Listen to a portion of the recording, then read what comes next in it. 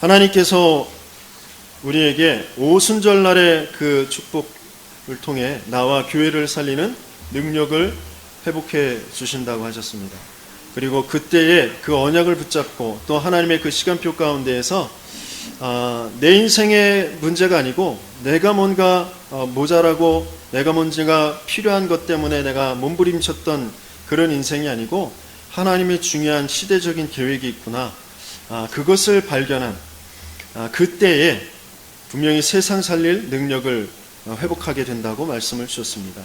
하나님께서 오늘은 날마다 후대와 세계 살리는 능력을 회복하자라는 말씀으로 우리에게 말씀하십니다. 후대와 세계 살릴 능력을 우리가 회복하자라고 한다고 회복할 수 있나요? 하나님께서 예비해 두셨기 때문에 회복할 수 있게 되어지는 줄 믿습니다. 그래서 우리는 그 은혜를 어떻게 찾아갈 수 있을지 말씀을 받아야 되겠습니다. 사람들은 외모를 보지만 하나님은 중심을 보신다라고 하셨어요. 그러면 이 중심이 뭘까요? 대구의 어떤 목사님은 교인들을 그렇게 야단치는데 교인들이 떠나지 않고 부흥되고 있는 그런 교회가 있습니다. 설교 때마다 막 잔소리하시고 야단치시고 막 그러거든요. 만약에 제가 여러분들께 그랬으면 저게 뭐야 그러면서 나가셨을 거예요. 근데 그 교회는 그렇지 않아요. 왜 그럴까요?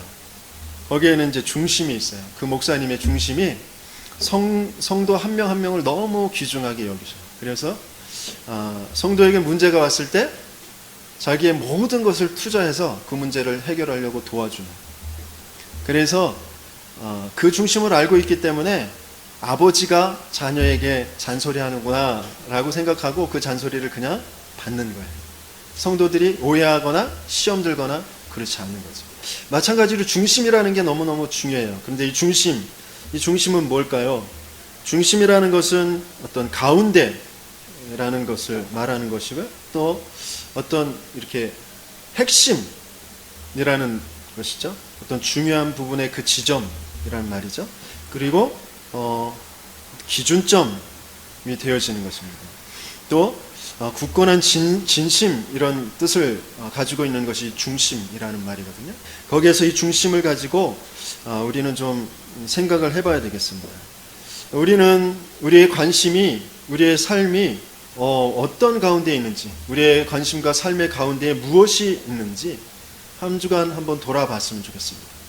그리고 내 존재와 인생, 또 내 열심, 노력, 헌신, 이런 것들 여러 가지 이제 둘러싸인 것들을 다 벗겨내고 난 다음엔 그 핵심에는 무엇이 있는지, 그 제일 안쪽에 있는 나도 모르게 나의 열심에 또 내가 맞다고 하는 것에 속을 때가 있어요. 근데 그게 정말 내 저 깊은 속에 있는 핵심, 그것이 무엇인지 우리는 잘 모를 때가 있습니다. 그런데 한 주간 동안 한번 그것을 가만히 생각해 보죠. 내 사업을 하는 것, 내 또 교회에서 봉사하는 것, 뭔가 내가 주장하는 것, 그 중요한 핵심이 무엇인지.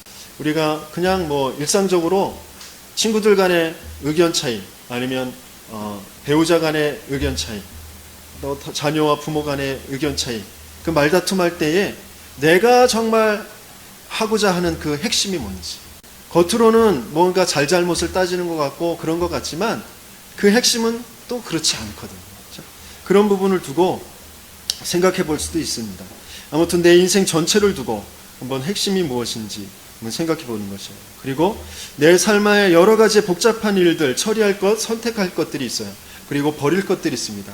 나는 그것을 어떤 기준을 가지고 그것을 선택하거나 그것을 취하거나 버리거나 하는 것인지, 그런 것을 한번 생각해 보는 것입니다. 그런데 하나님께서 우리에게 이스라엘 백성들을 선막 중심, 성전 중심으로 생활하도록 하셨기 때문에 우리에게 있어서의 그 중심, 그 중심점을 어디에 둬야 될지 우리는 성경을 통하여, 언약을 통하여 우리는 발견해야 됩니다.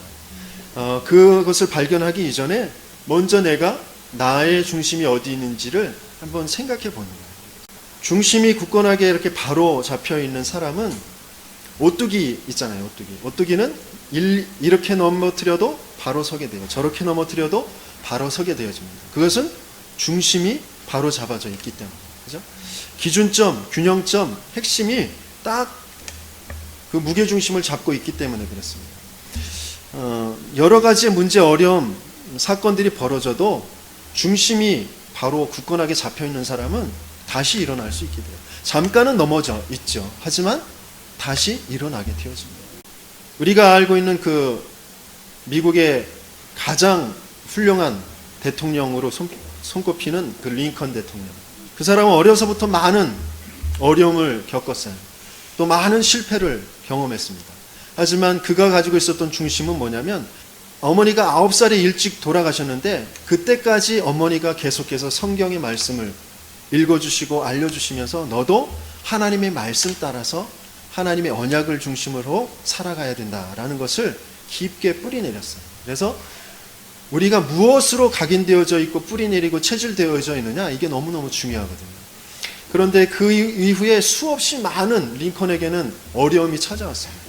계속해서 실패. 집도 없어졌고 또 내가 뭔가 또 사업을 하려고 했을 때 그 사업도 다 망하게 되어졌고 두 번째 사업을 하려고 했을 때 그 사업을 망한 건 17년 동안 그 빚을 갚아야 할 정도로 어렵게 되어졌습니다. 모든 그 정치권에 도전을 많이 했거든요. 하지만 계속해서 낙선을 하게 되어졌어요. 그래서 그 인생을 자기가 이렇게 돌아보면서 한 말이 뭐냐면 나는 무엇을 제대로 한번 성공해 본 적이 없다. 이렇게 표현했어요.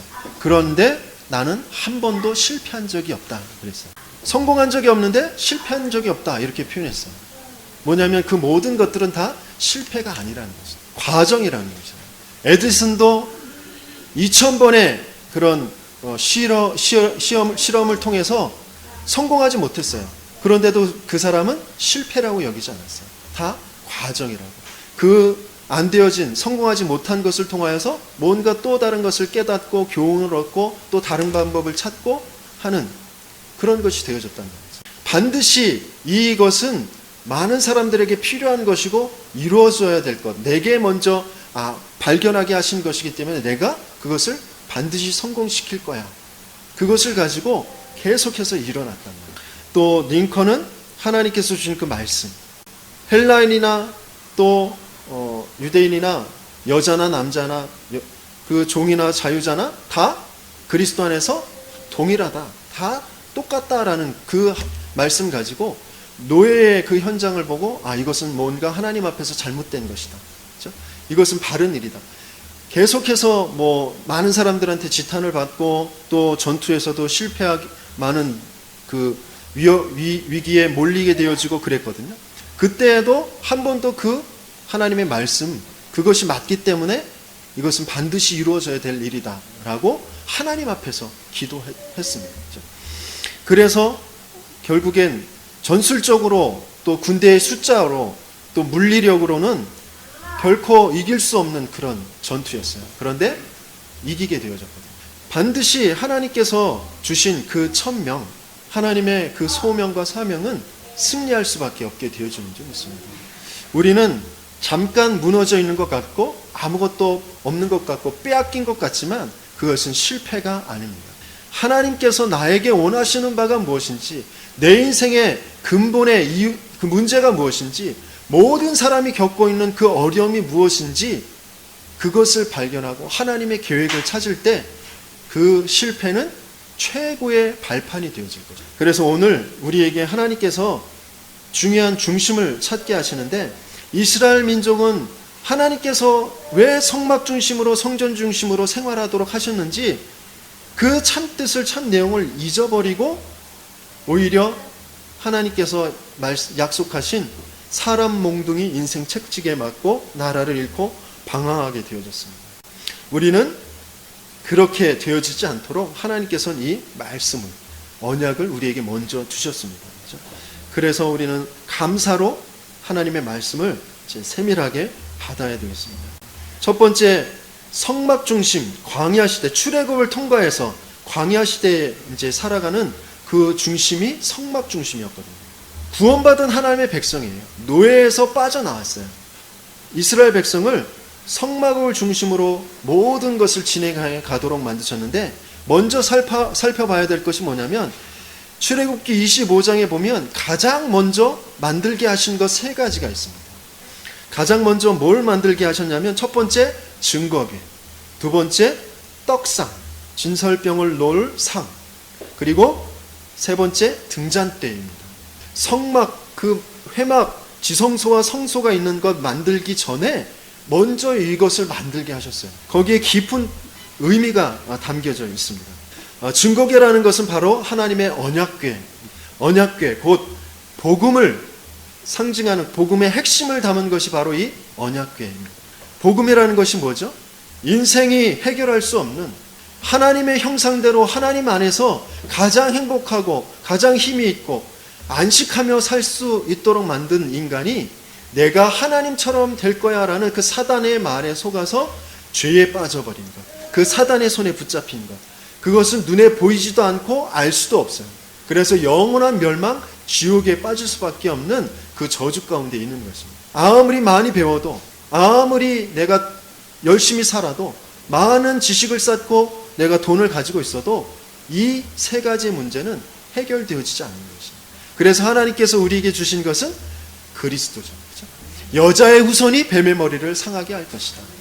희생 제사의 그 어린 양의 피 바르는 날 애굽에서 빠져나오게 되어진 그 증거를 주셨어요. 그렇죠?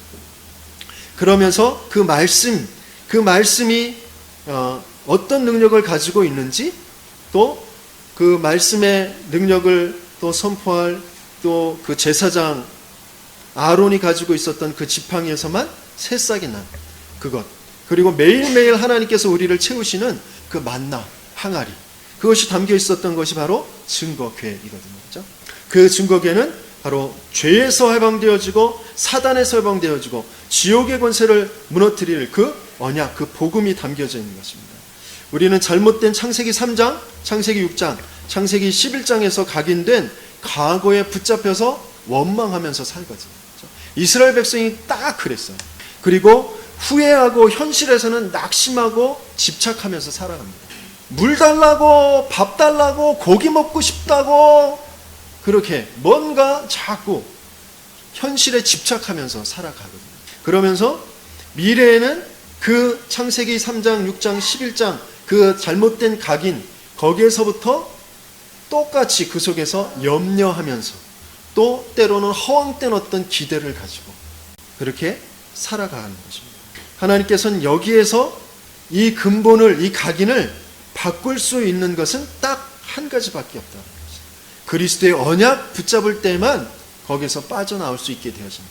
이 각인이 바뀌게 되어진다라는 것입니다. 그래서 증거궤를 먼저 만들게 하신 것이죠. 그러면서 두 번째는 뭘 만들게 하시는 것이죠?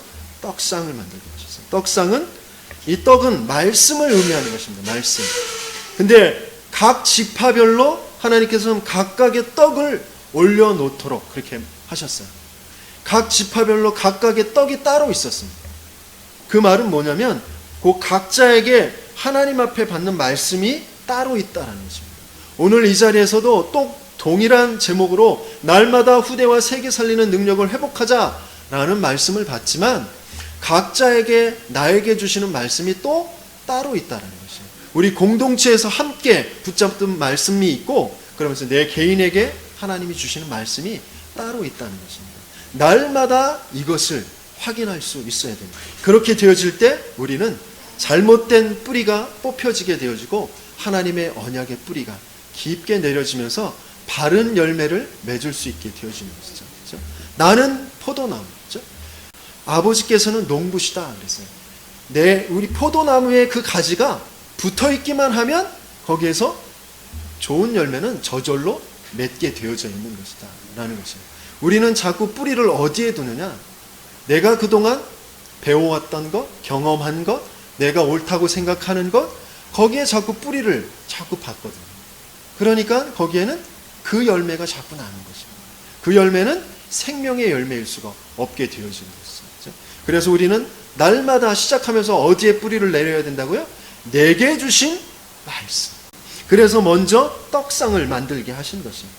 그 다음에 등잔대는 뭐죠? 불을 지피는 그 등잔, 어려서 여러분 다 경험해 보셨죠? 그 기름에 심지 이렇게 빼가지고 거기 이제 불 붙이는 호롱불이라고 했나요? 그것처럼 불을 밝히는, 빛을 비추는 그런 것이 바로 등잔이거든요. 그 등잔대를 만들라라는 것은 뭐냐면 기도를 의미하는 것입니다.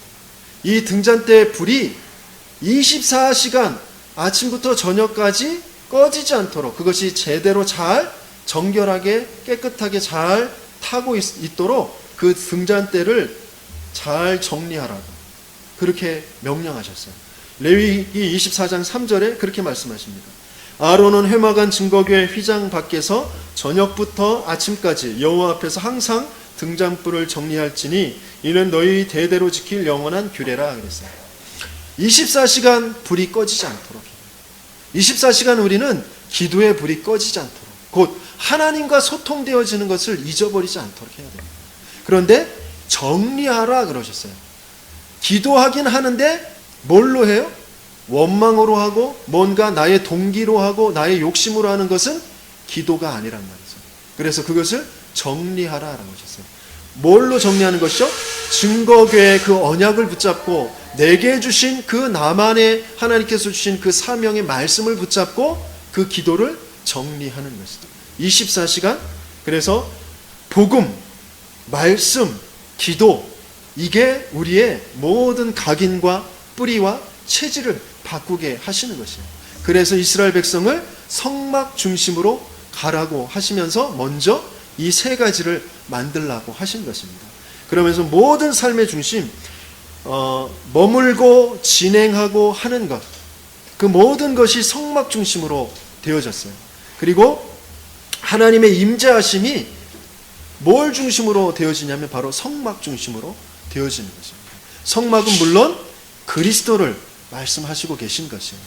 하지만 하나님께서 여기에 우리에게 이스라엘 백성의 그 모습을 통하여서 중요한 것을 말씀하시고 계십니다.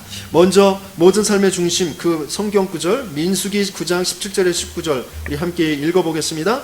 구름이 성막에서 떠오른 때에는 이스라엘 자손이 곧 행진하였고 구름이 머무는 곳에 이스라엘 자손이 진을 쳤으니 이스라엘 자손이 여호와의 명령을 따라 행진하였고 여호와의 명령을 따라 진을 쳤으며 구름이 성막 위에 머무는 동안에는 그들이 진영에 머물렀고 구름이 성막 위에 머무는 날이 오랠 때에는 이스라엘 자손이 여호와의 명령을 지켜 행진하지 아니하였으며 그랬어요.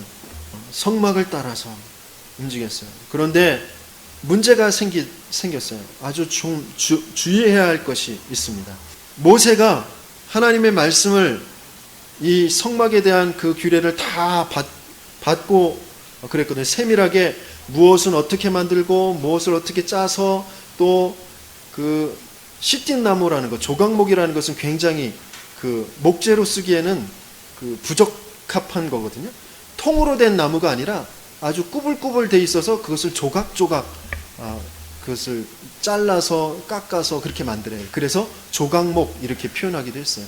볼품없고 쓸모가 없는 것 같지만 그것을 조각조각 연결해서 그것을 만들라고 하셨거든요. 그것은 굉장한 의미를 담고 있는 것이에요. 오동나무나 뭐 소나무 이런 통으로 쫙 잘라서 만들 수 있는 것을 사용하시지 않고 하나님은 그런 나무를 만들게 하셨어요.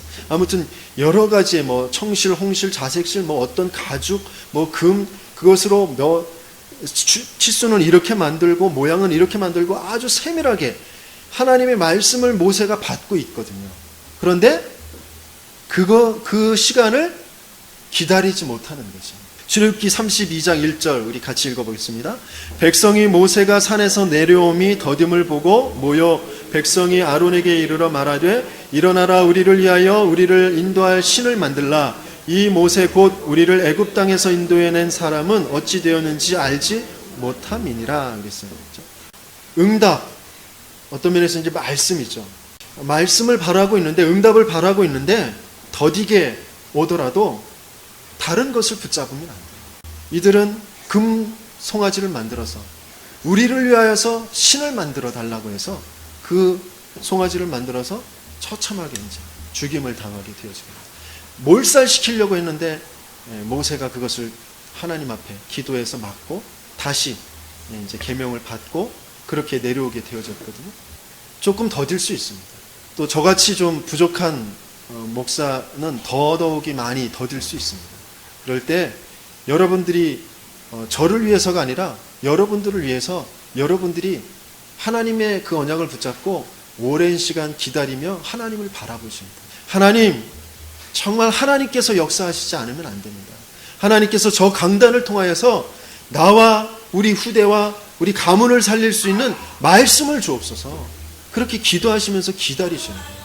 분명히 하나님께서는 여러분들에게 응답을 주실 줄 믿습니다. 그렇죠? 더디게 오더라도 다른 방법이 없어요. 하나님의 말씀만이 여러분들을 살릴 수 있어요.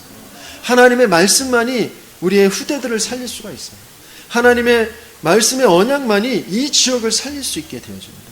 그렇죠? 그래서 그것을 여러분들이 붙잡고 계셔야 됩니다. 또 이것이 강단뿐만이 아니라 우리 남편을 보고 아내를 보고 우리 자녀들을 볼 때 굉장히 답답할 때가 있어요. 아이고, 저게 언제 사람이 돼? 언제 이 문제가 끝나? 그럴 때 다른 거 자꾸 붙잡으시면 안 돼요. 다른 방법을 찾아서 헤매이면 헤매일수록 더 깊어집니다, 문제가. 그래서 오직 하나님을 향하여서 말씀을 달라고, 하나님 내게 말씀을 달라고 간절히 하나님 앞에 나아가서 기도하셔야 돼요. 내 자녀를 분명히 하나님께서 주인 삼아주시고 하나님께서 치유하여 주옵소서. 하나님, 내 자녀에게 전달할 말씀을 주세요. 내가 붙잡고 자녀의 문제 때문에 내가 속상하고 내가 그것 때문에 낙심하지 않을 수 있는 하나님, 내게 언약을 주세요. 그렇게 내 남편에게, 내 가정의 문제에, 그것에 내가 붙잡히지 않도록, 그것을 붙잡고 나를 끊임없이 뒤흔들고 있는 이 사단의 세력에 승리할 수 있도록 하나님, 내게 말씀을 달라고, 내게 확신을 달라고 기도하실 수 있으셔야 돼요. 여러분들의 개인적인 어떤 문제들, 사정들이 있을 수 있습니다. 그것이 서로 오래도록 해결이 안 되어지더라도 바울이 기도했던 것처럼 내가 몸 밖에 있는지 몸 안에 있는지 알 수 없을 정도로 깊게 오랜 시간 하나님 앞에 기도하실 수 있어요. 그때 하나님이 반드시 답을 주셔요. 그 답을 붙잡으실 수 있어요. 그렇게 주의할 것. 이제 성막 중심으로 분명히 이끌어 가셨어요. 근데 여기에서 이스라엘 백성은 또 실패하게 되어집니다. 그것을, 그 중요한 참뜻을 놓쳐버리고 엉뚱한 일을 벌이게 되어져요. 그러면서 하나님이 왕이 되셔야 되는데 인간의 왕을 세워달라고 해서 하나님은 임시의 왕, 사울 왕을 세워주십니다. 그 뒤에 이제 그 사울 왕이 참 인간의 왕은 안 되구나라는 것을 알게 하시면서 모든 왕권을 가진 참된 성전으로 오실 그 예수를 예표해서 다윗 왕을 세우십니다. 그래서 다윗 왕을 통하여서 이제 성전을 세우는 그 중심을 갖게 하시거든요. 다윗의 중심이 어떤 것이었냐? 오늘 교동문에서도 읽었었는데 시편 83편 84편 1절 2절의 말씀을 우리 같이 읽습니다. 만군의 여호와여, 주의 장막이 어찌 그리 사랑스러운지요.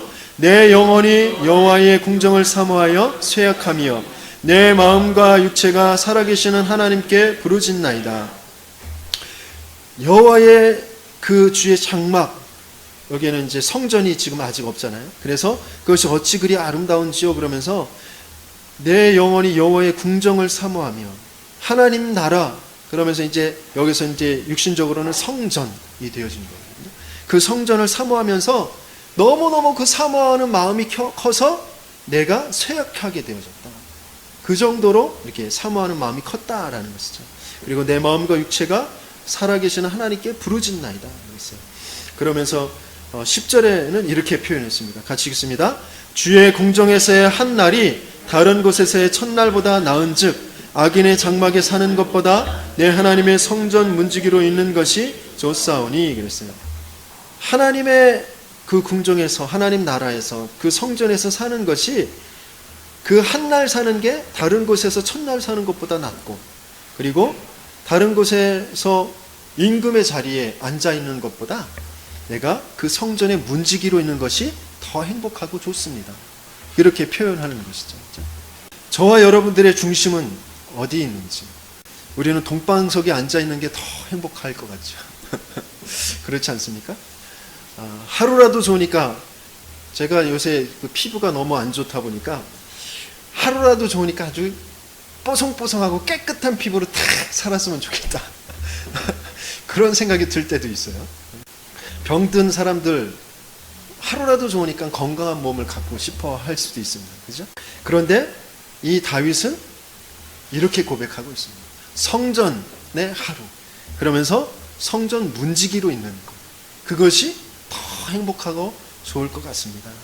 이런 중심을 가진 다윗에게 하나님은 영원한 축복을 약속하셨어요. 우리 사무엘하 7장 12절에서 16절 우리 같이 읽겠습니다.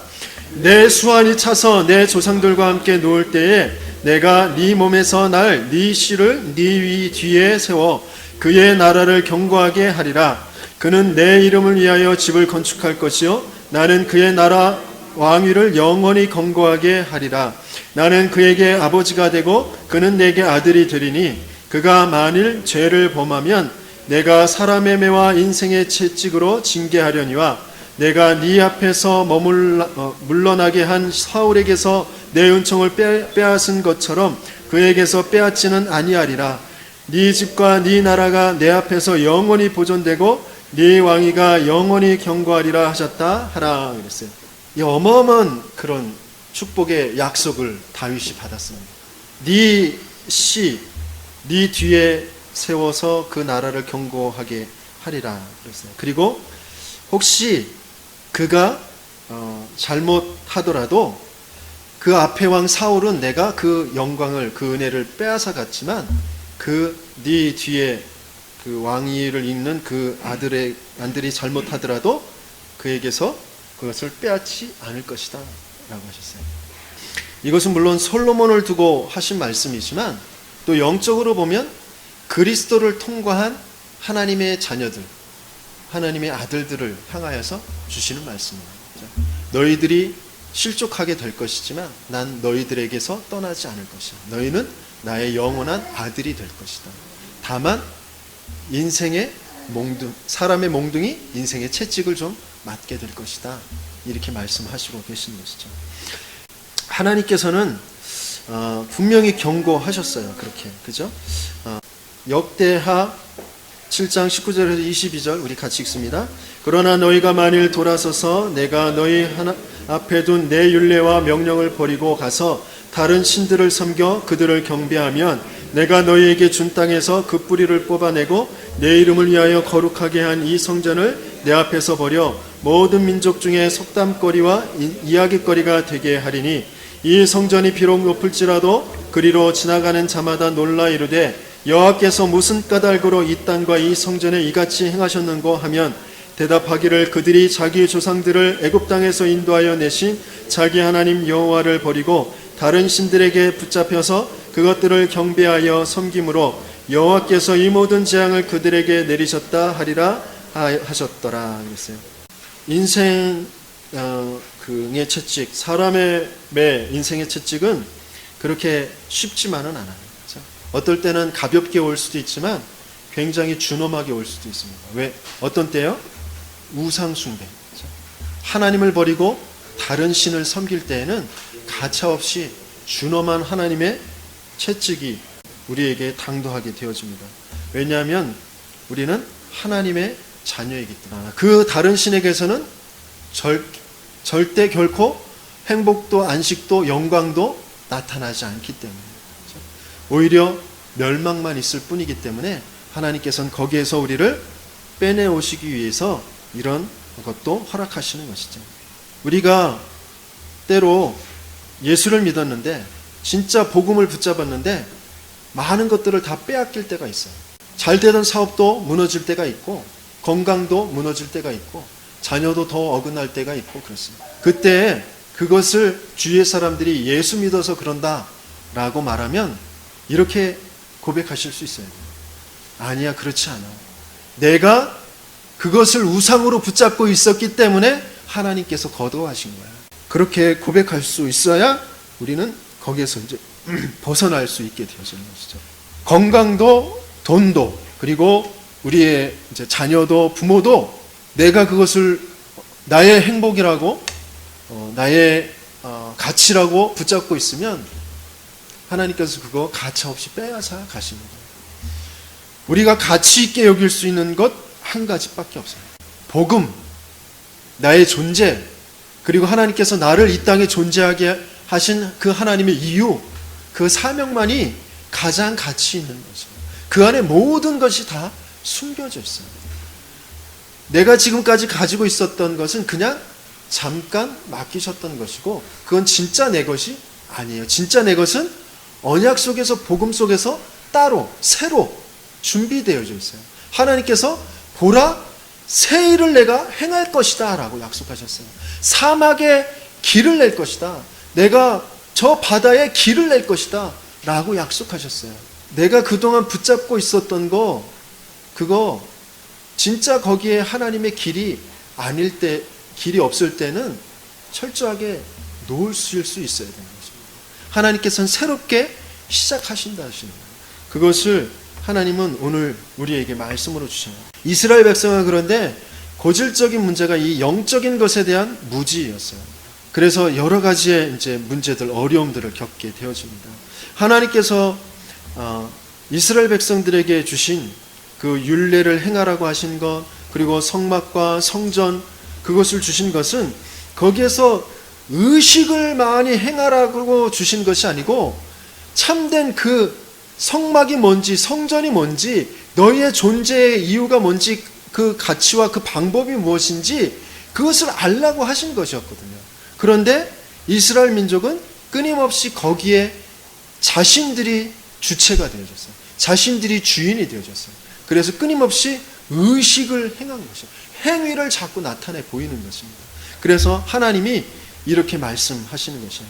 이사야서 1장 2절에서 3절 같이 읽습니다. 하늘이여 들으라, 땅이여 귀를 기울이라. 여호와께서 말씀하시기를 내가 자식을 양육하였거늘 그들이 나를 거역하였도다. 소는 그 임자를 알고 나귀는 그 주인의 구유를 알건만은 이스라엘은 알지 못하고 나의 백성은 깨닫지 못하는도다 하셨도다. 11절 12절 같이 읽습니다. 여호와께서 말씀하시되 너희의 무수한 재물이 내게 무엇이 유익하뇨. 나는 순양의 번제와 살찐 짐승의 기름에 배불렀고 나는 숫송아지나 어린 양이나 순년소의 피를 기뻐하지 아니하노라. 너희가 내 앞에 보이러 오니 이것을 누가 너희에게 요구하였느냐. 내 바닥만 밟을 뿐이니라. 복음을 놓쳐버리면, 그 복음의 핵심을 놓쳐버리면, 성전을 향한, 성막을 향한 하나님의 그 깊은 중심을 놓쳐버리면 이렇게 되어지거든요. 이게 영적으로 무지하게 되어져서 그래요. 자꾸 육신적인 것으로만 자꾸 가기 때문에 그래요.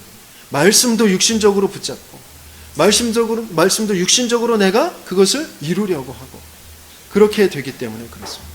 하나님께서는 약속하신 대로 이스라엘 백성에게 회초리를 대셨습니다. 어마어마한 그런 회초리가 이스라엘 백성들에게 당도하게 되어졌습니다. 왕하 25장 7절 말씀 같이 읽습니다. 그들이 시드기야의 아들들의 그의 눈앞에서 죽이고 시드기야의 두 눈을 빼고 놋사슬로 그를 결박하여 바벨론으로 끌고 갔더라. 시드기야는 이 당시 왕이었죠.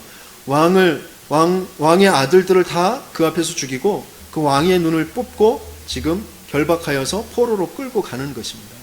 그리고 9절에서 12절 같이 읽습니다.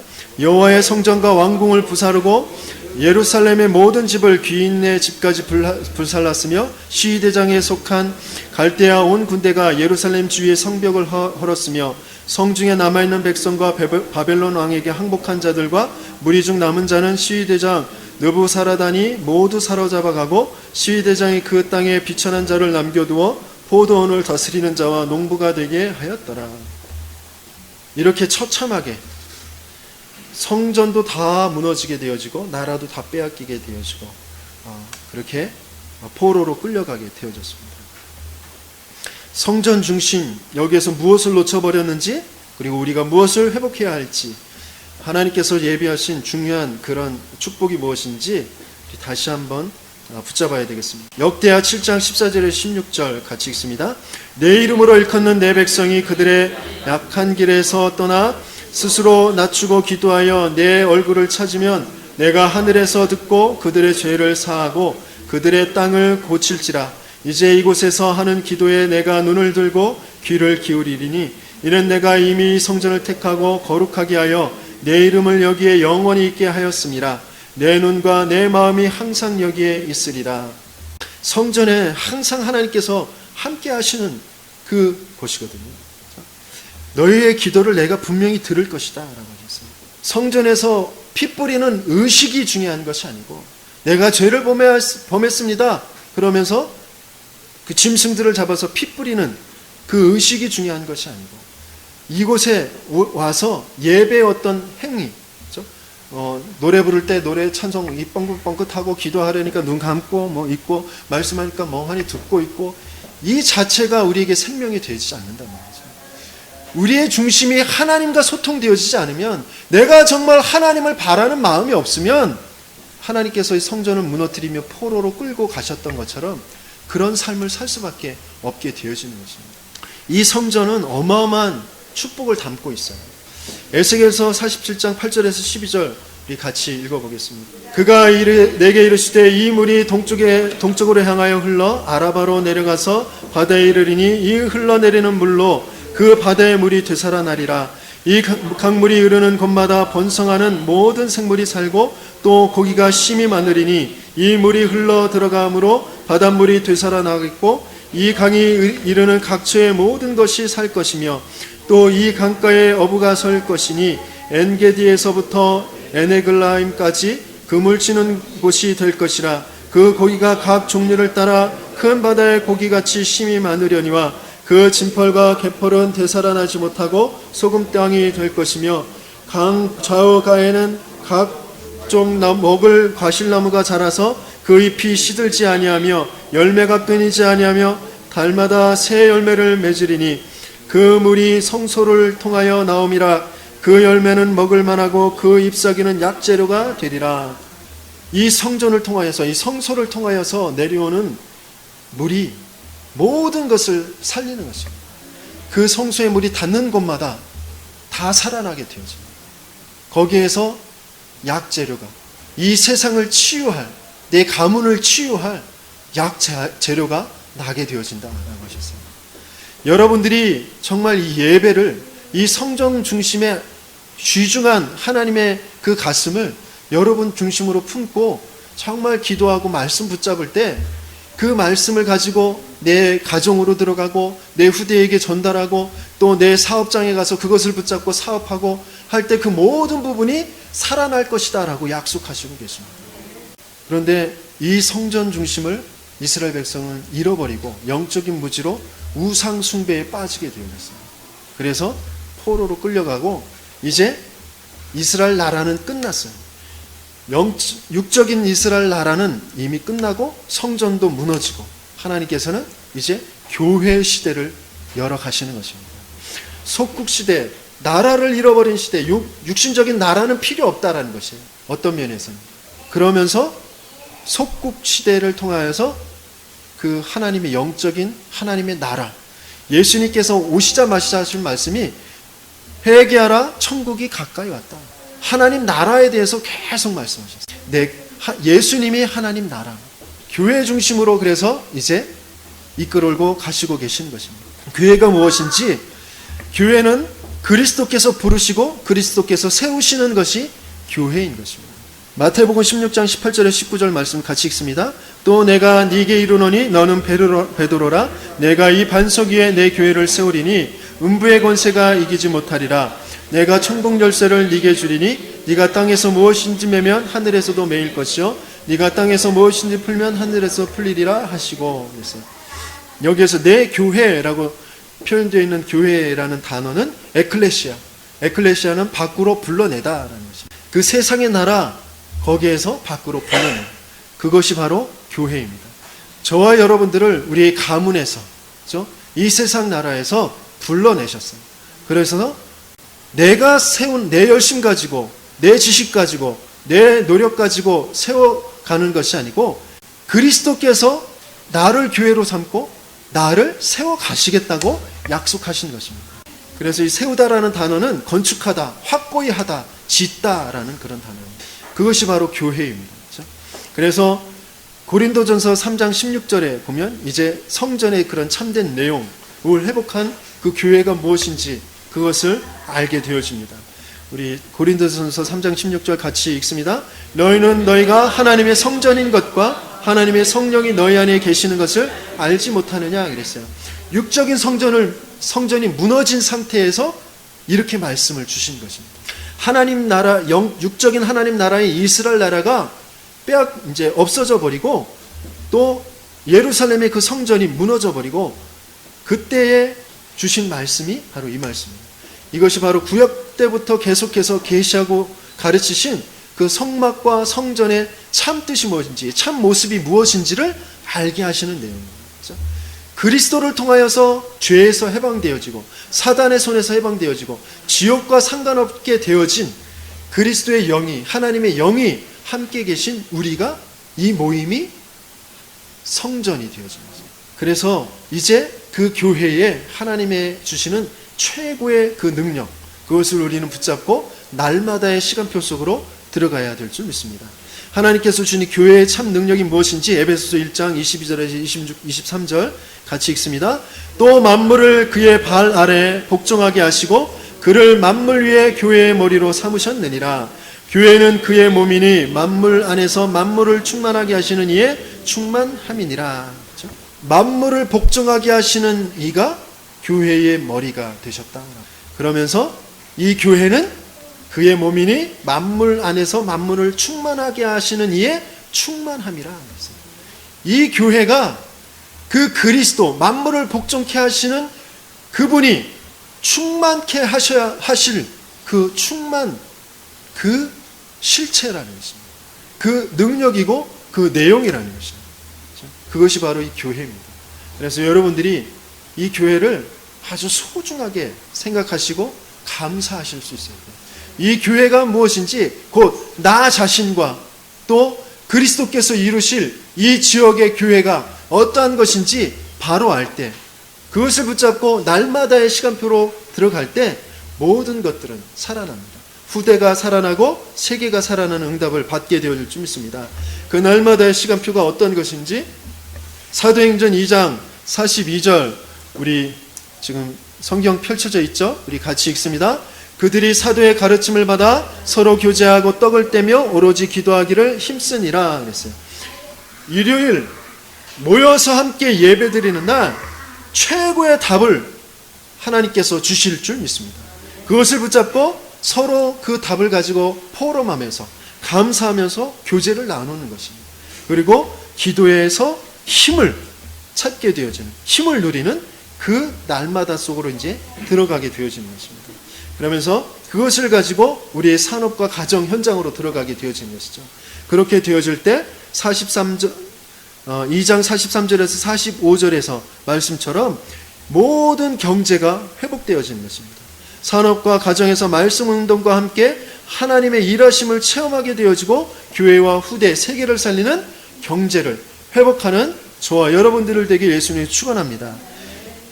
이 일요일날 예배드리는 것으로만 끝나는 것이 아니라 날마다 우리의 집에서, 우리의 사업장에서 말씀 운동이 일어나야 됩니다. 그 날마다의 시간표를 갖게 되어지길 예수님이 축원합니다. 그러면서 사도행전 2장 46절에서 47절에 이런 응답이 오게 되어집니다. 우리 같이 읽습니다.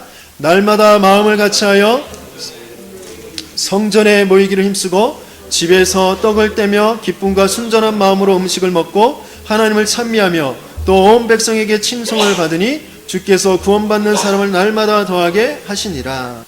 이제 가정에서, 학교에서 후대가 살아나도록 우리는 중심을 바꾸게 되어지는 것입니다. 그러면서 지역과 세계를 살리는 RUTC를 세우는 그 응답을 분명히 이 초대교회가 누리게 되어진 줄 믿습니다. 그것을 동일하게 저와 여러분들에게 하나님께서는 예비하고 계신 줄 믿습니다. 그것을 향하여서 날마다의 시간표 속으로 들어가는 저와 여러분들 되길 예수님이 축원합니다.